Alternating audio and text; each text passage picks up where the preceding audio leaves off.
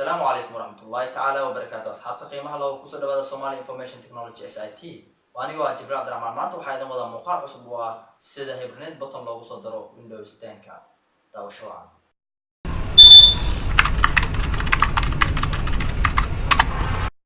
saa u jeedin marka hore waxaa naga maqan hibernate buttonki marka saa u soo dar leen saa u soo darto marka uu isku dhafo Windows sign ka bacdi waxaad ka doorataa setting ka bacdi waxaad ka sii doorataa system waxaad ka sii doorataa power and sleep additional power setting ka bacdi choose what the power button does ka bacdi change setting that is currently unavailable ka bacdi hibernate tick saar بعد save changes سأوجدين hibernate button كنا والنوع ماضي waxaan filayaa inaad muuqaalkan ka hesho haddii aad ka hesho casharka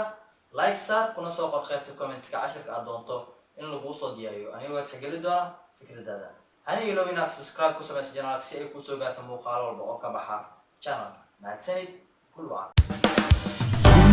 Information technology, Information technology.